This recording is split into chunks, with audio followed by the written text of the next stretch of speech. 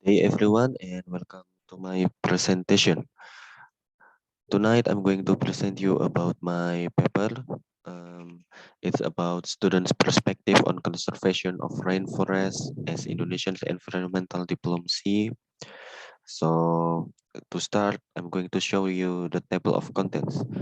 Here we have 5 segments, which are interviews, literature review, research method, finding and discussion, and then the lastly conclusion.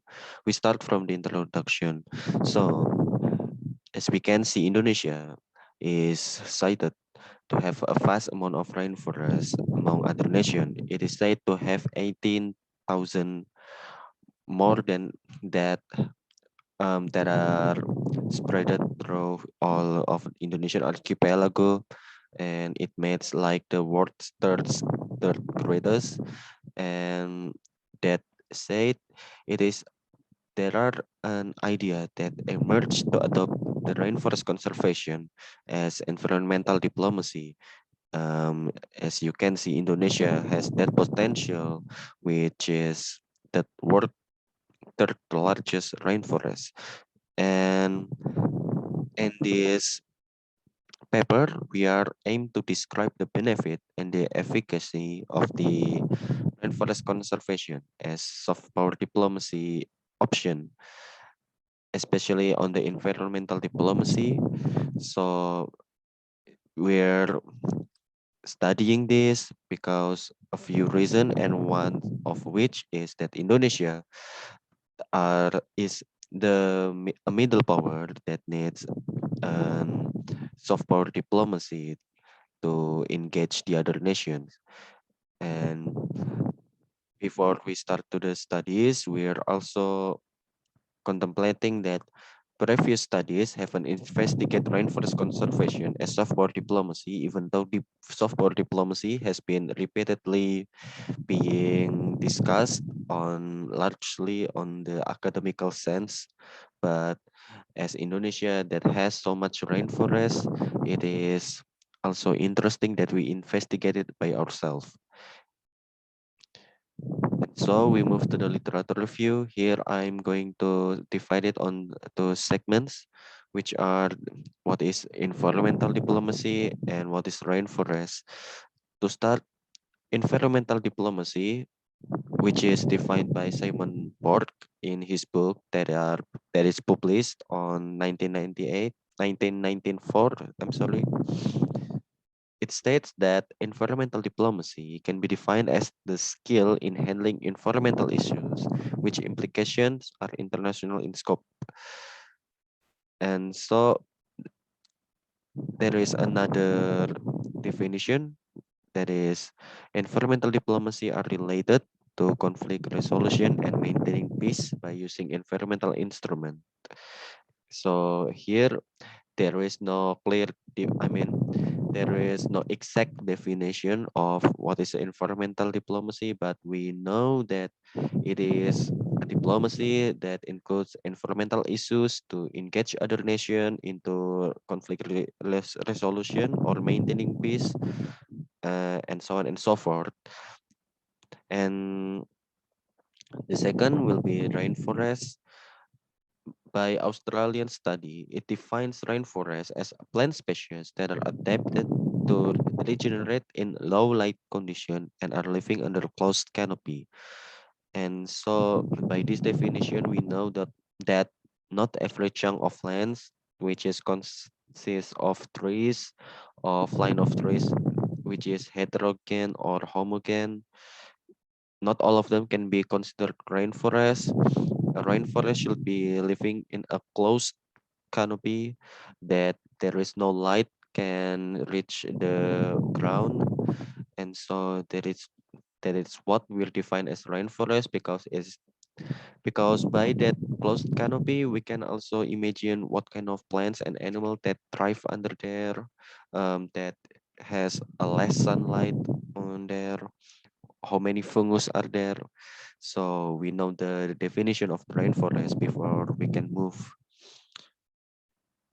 So here is the research method that we are using. We're using a semi-structured interview. which is a question that asked directly, but the question is not so much. In fact, it's just a few questions that is aimed to broaden the discussion rather than just saying yes or no, like quantitative research. This is a qualitative research, so the opinion of the participant is really being the example. So to for that purpose, we need the participants to be international relations student, or else they won't know about diplomacy, how diplomacy works, how what is soft power diplomacy, and else. So in that scenario, we need all our participants to be international relations student. Next, we have the findings and discussion. So this is the main topic of the videos, which are our finding from the previous interviews and the discussion that we've made by considering every participants. So here we have three separate discussion, which is the international context, the NGO contribution, and lastly the urgency. These are the topics that our participants discussed with the question we've been asking them. So here are the summary and the after product that I've been using as a discussion. So first, we're starting from the international context. International context is when the international community react to what we're doing. In this case, what Indonesia do with the rainforest and else. What if we're succeed and else? So here we are that international community will always be concerned about environmental issues as its never fades.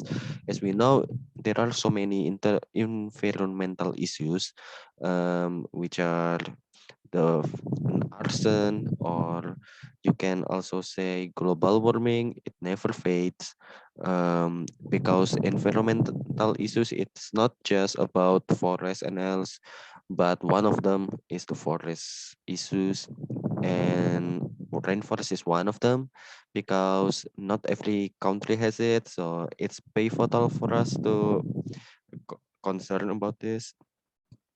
So after we know the background, let's move to our next finding, which is the success will make Indonesia more engaging internationally, especially on environmental issues and cooperation. So here we know that if we can be, if we can adopt the rainforest conservation as soft power diplomacy, the success will make Indonesia more engaging. That means that we can be cooperative to another nations that shares the same problem or not sharing the same problem. That, but as this is an environmental issues, the other nation has at least a bit of red weave that also connects to them, which is the last. It emerged the idea of carbon trading, even though they don't share the same problem with us. The countries that are industrialized, they're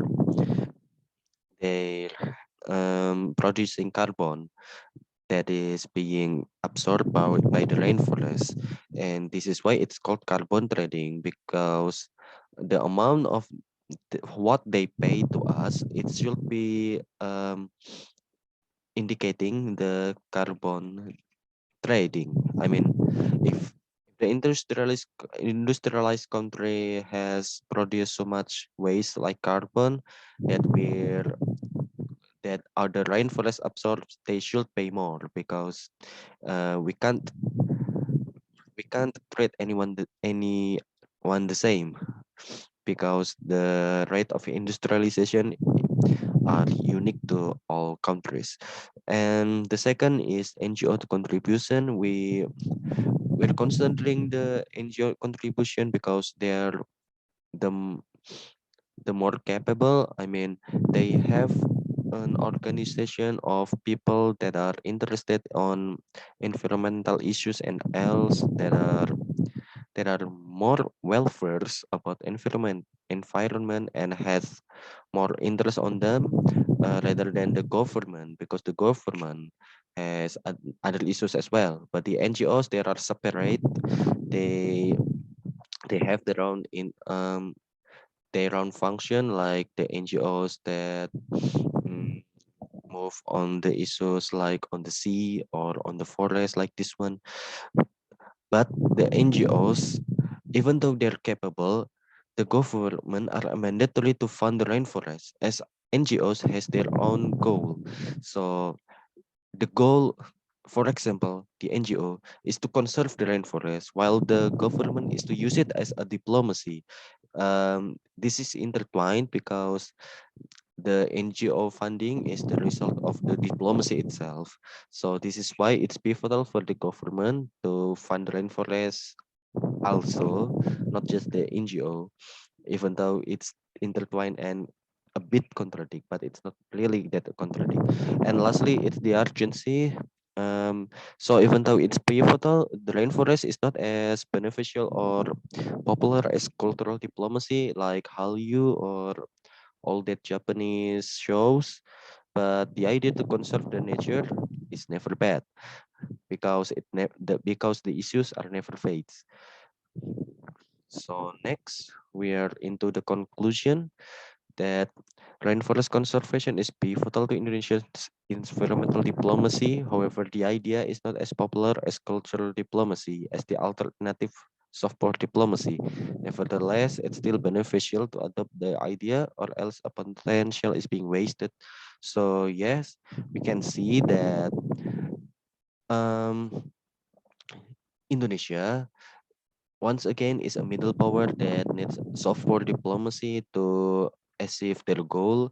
And I believe that rainforest conservation is one of the path to the nation's interest, because Indonesia also made of many